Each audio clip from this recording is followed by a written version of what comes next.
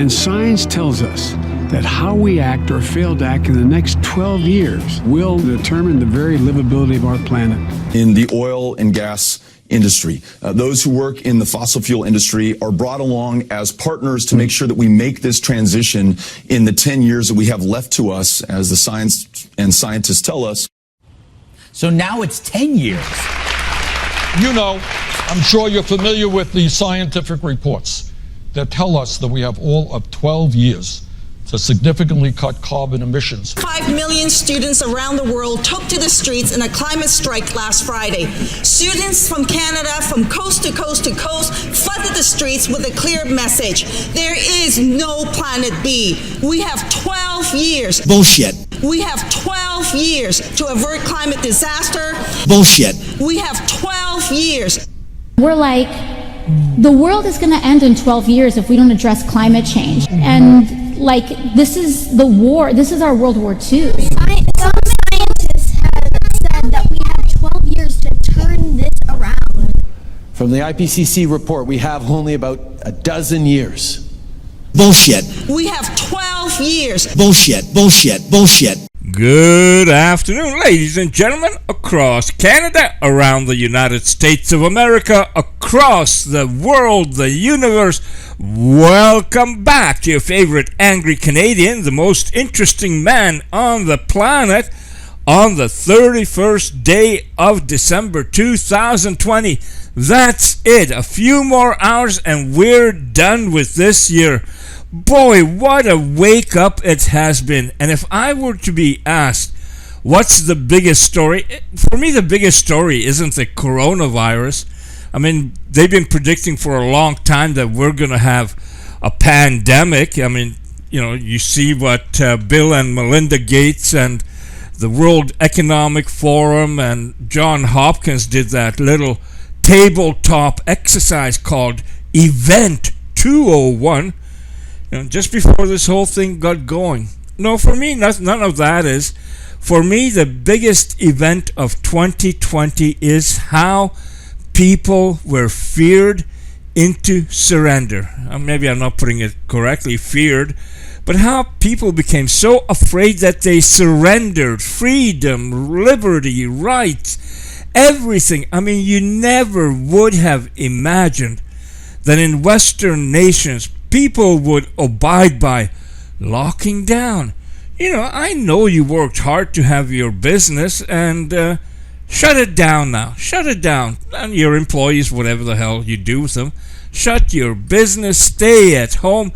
Oh, and if you're going to travel, there'll be roadblocks, and you're going to have to show where you're going and why you're going. And oh, this has become a communist Western takeover almost instantaneously, and the majority of people have surrendered. And 2021 will be much worse. A lot more. You know, we're not out of this pandemic BS yet. You can bet that there's now this very fast-acting one, and there'll be more and more and more.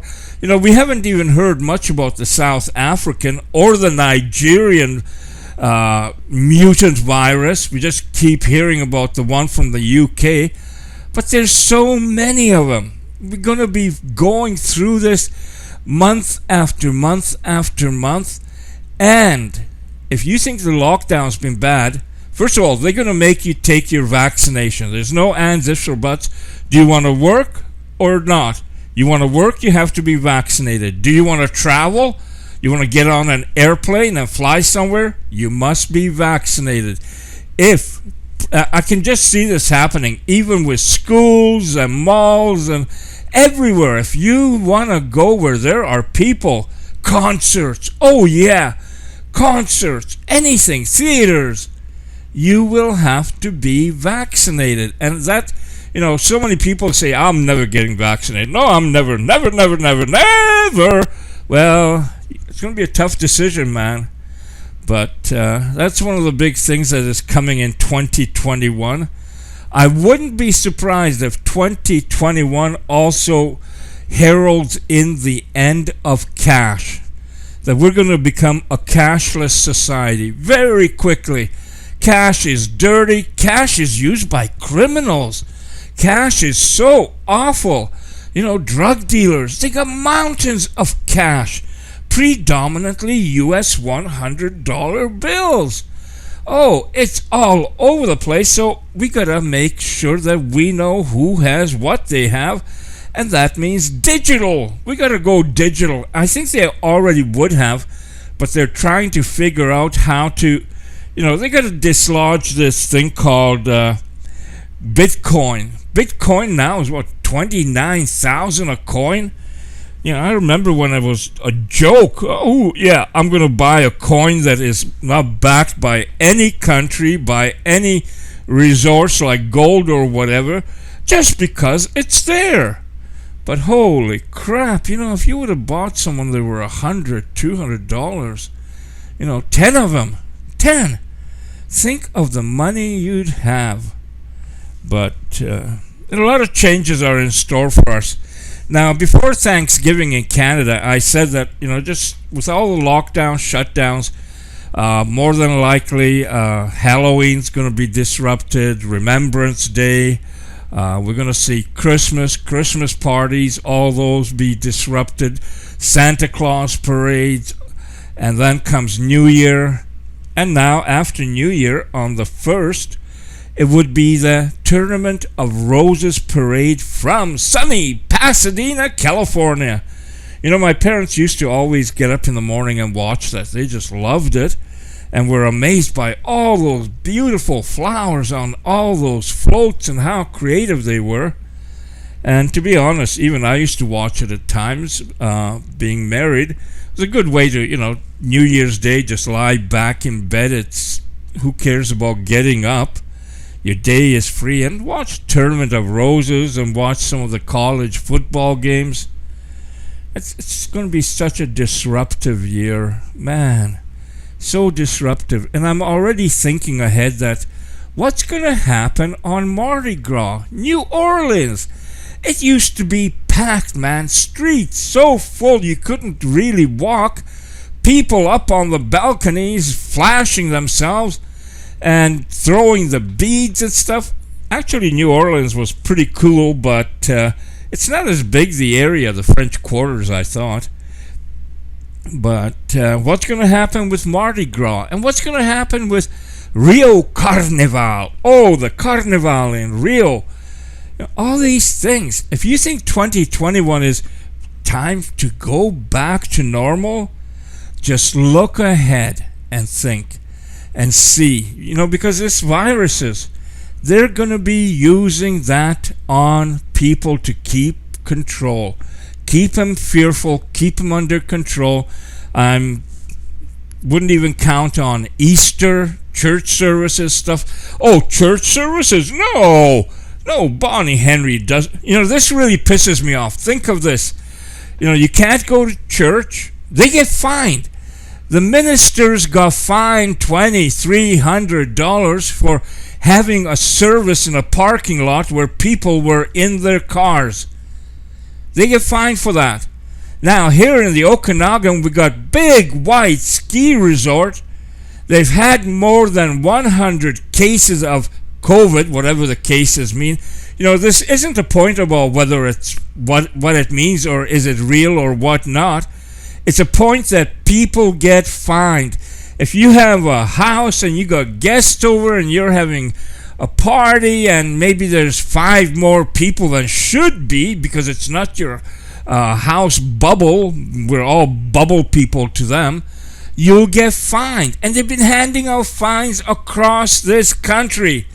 So airlines are spreading this COVID all over the place, flying passengers. Why don't they get fined? You know, why don't ski hills get fined? It's very selective, very selective. I think it depends a lot on finances, money, and who's in control. It's a total load of crap. Just like, you know, politicians now with this new political lingo. Do as I say, not as I do. We saw that down in California with their governor telling people you can't go out, don't do it, don't eat, don't go to restaurants. he went out and $20,000+ for the group of people spent at the restaurant. $20,000+. When you got people living on friggin' streets in tents. Is that right? And then New York, Cuomo, that's another one that, put restrictions on people, but not himself. I mean, geez, I'm much above that. And then you go to Ontario, the finance minister, and there's other ones in Canada. There's, people, if you start searching, you're going to find them coming out of the woodwork. They tell you, they order you, they can fine you, but they don't have to worry about that. What a load of crap. So, I'm not in a good mood for 2021. I think it's going to be a hell of a lot worse.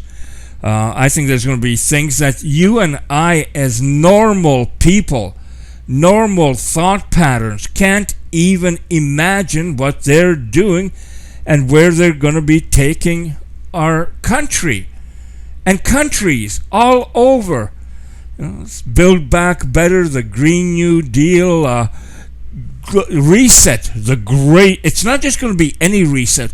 This is going to be the great reset, the greatest reset ever. And who's behind it? Some civilians. Klaus Schwab is a civilian. George Soros is a civilian. These aren't politicians. They're not, leaders of countries or great warriors, whatever. They're a bunch of old farts who have decided that, and they decided this a long time ago, that they want to take over. And holy smokes, are they ever doing it. So, a lot of weird crap happening, and it's going to be more. So, stay tuned. Have a great New Year's Eve. In your bubble. Don't you dare get out of your bubble. Bubbleheads. Thank you. Have a great New Year, and I look forward to being back angrier. So let's talk about history. So for me, okay. So when it comes down to us, and studying history, you go to school, you read a book. You have to trust that's the history they're telling you. You're 13 years old, you're 12 years old. Yeah. You go home, you ask your mom and dad. If your mom and dad are like busy trying to make money and they forgot what they read 25 years ago, yep. They're like, babe, honey, I don't know. Yeah. Go Google something, right? And okay, then you go to Google, okay? So you're studying history, then let's go to a museum. Okay, so we go to this museum. All right, who is funding the museum and who has influence over the museum? Is it the people that are giving it the money? So is the donors that have the control? Can archaeologists manipulate and confuse? Who can guess? Who do we trust when it comes? Is it just a writing? So when it comes down to history being told, how does one trust who's telling the real history of the events? I've looked at the climate. I got interested in climate change, literally back in the 70s, and so I started studying it. And when about 1992, when the IPCC published its first report, I was thought good because by that time I had learned enough to realize that in the past there had been extreme climate changes on planet Earth, and we didn't have an explanation for that. Where I grew up in Minnesota was right at the edge of one of the great ice sheets that existed down till about 10,000 years ago. Well, so I got fascinated with that. I mean, we lived a rural life. We had property, we had acreage on a lake that was one of the puddles left over from the great ice sheets. Where we lived was right pretty much at the edge of the ice sheet. So the ice sheets would expand and contract. And without knowing specifically, I always had this sense about the landscape that there was something there. There was some kind of story there, that a hill wasn't just a hill, that a lake wasn't just a lake. And then later I came, about the time I got out of high school, I started, traveling around. I loved the outdoors. I camped and hiked all the time. So I kind of got to the point where I was like, okay, there's a story here, right? There's something that's interesting. Why is this like near our property, right on the edge of the lake? I used to play on it when I was a kid. It was a boulder, maybe about double the size of Rob's desk there. Big boulder, just sitting there, completely out of place. as I got older, I like, why is that rock sitting there? You know, like a lot of people, maybe it's just a rock. It's there. We don't need to know. But I was more like, well, you know, why is that rock there? And then I've told this story. I'll tell it again very quickly. 1969, there was the Minnesota River flows from, it flows across southern Minnesota. It comes up and joins it's a tributary to the Mississippi River. And yeah, there it is right there. So if you come down, it's right up there where you see Big Stone Lake. Mm-hmm. Okay, that was the outlet. God, there's so much to get into here, man. That was the outlet of Glacial Lake Agassiz, which was this gigantic inland freshwater sea that was left over from the melting of the glaciers. And it burst out catastrophically right there at Big Stone Lake. And it's called Big Stone Lake because if you go there, there's these big old stones sitting out in the field randomly. And you go, okay, how'd these stones get there, right? So it was the summer of 1969. And Randall, can you put the mic in front of you so the audience can, I was summer of 1969. And there was a place called Flying Cloud Airport at Eden Prairie. Yeah, look at that. Okay, so at Eden Prairie, there was bluffs overlooking the Minnesota River Valley. And if Rob, can you pull up Google Maps and go to terrain view? And then once you've got that up, go to terrain view and then put in Eden Prairie, Minnesota. Now go to terrain view, which... There we go. Now let's see. Go to Eden Prairie, Minnesota, and then we're going to zoom out, and I'm going to show an example of what's called an underfit river. Let's see. I think we're a little, go south of there, right there. Now zoom in right there where you're at on the river. Okay, pull it down a little bit to get it centered up. Pull it down. Okay, you see the river? Mm-hmm. Okay, so now go a little north of the river, and you're going to see right there. You see the embankment? Yes. Okay, that's an embankment that's about 200 to 250 feet high. Right where that red dot is, if you go just to about maybe 2 o'clock, it's 1969. I'm standing up on top of the bluff, and I'm looking at the river down below me, right? And I see that river, and then I look beyond the river, and if you go south of the river, you're going to see another set of bluffs. They're not quite as prominent, but okay, you can see them. They're quite prominent. Right? Yeah, there they are. There's the other set of bluffs. Well, so I was standing there looking, and I had this epiphany. And the epiphany was as I'm looking down at the modern Minnesota River, and it's in its channel, and then I'm standing up on these bluffs, and I'm looking at, I could see another set of bluffs 3 miles away. And I had this epiphany, which was that, God, am I looking into a giant river valley here? Now, I didn't know anything about any of this, but it turned out that, yes, that's a gigantic river valley. And it was a river that was right there, 3 miles wide and 200 feet deep. And it was called Glacial River Warren. I learned later in the 80s, I learned that it was Glacial River Warren. And I also learned that the peak discharge of Glacial River Warren. It was, Lake Agassiz was formed from the meltwaters of the Laurentide ice sheet during the Wisconsin. Yes, there it is. That's the whole thing right there. And so, as it says, there was a prehistoric river that drained Lake Agassiz in central North America between 13,500 and 10,650. BP means before present. So, that river at its peak was 4,000 times greater than the modern Minnesota River. 4,000 times greater. And I didn't know, I had this impression. I was probably in an altered state of consciousness. What were you smoking? I don't remember.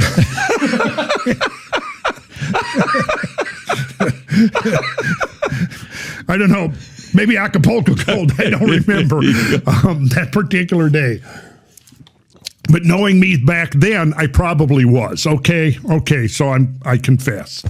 But the point was that stuck in my craw for years, and after like a decade, in fact, after I'd become a Freemason, I mentioned that one of the brothers that signed my petition was writing a book. Well, his book was on catastrophism.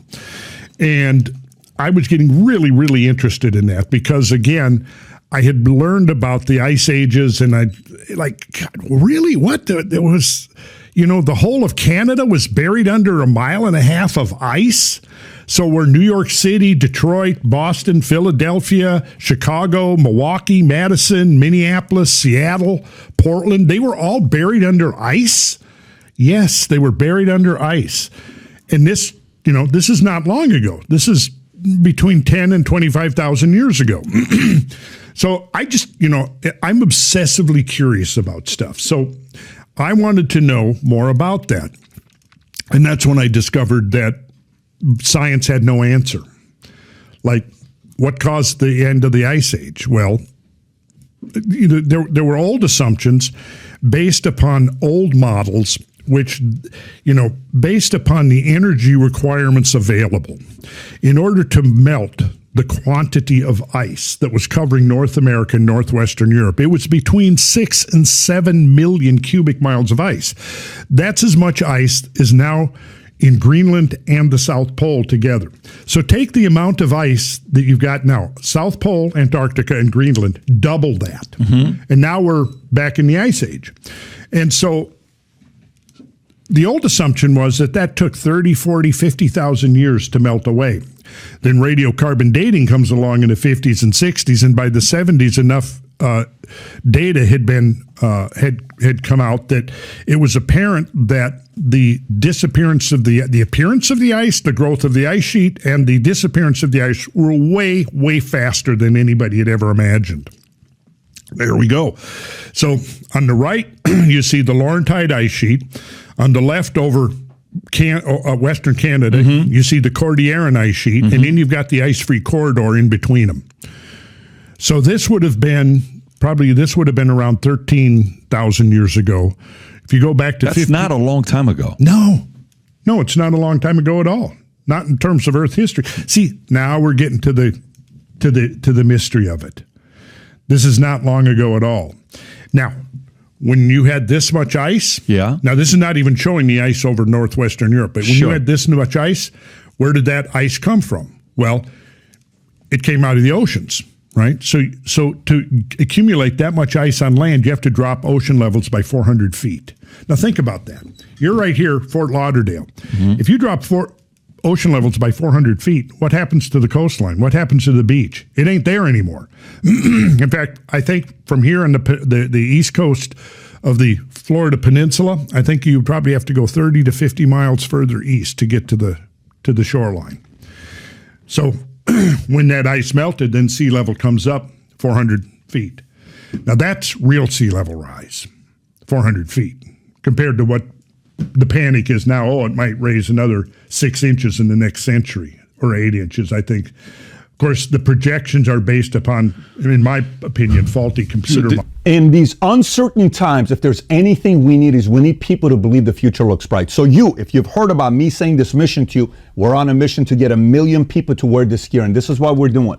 If you buy one of these hats, there's a category of buying one hat, getting the second one free. If you haven't yet worn this gear publicly, go ahead and test it out. Buy some of the gear, wear it in public, and see how many people will stop by and say, you also watch a Value Tim? You also follow PBD Podcast? I do too. Place your order. Go to VTmerch.com, click on the link above or below, place your order, and represent the VT and the PBD Podcast gear. So if you like this clip and you want to watch another one, click right here. And if you want to watch the entire podcast, click right here.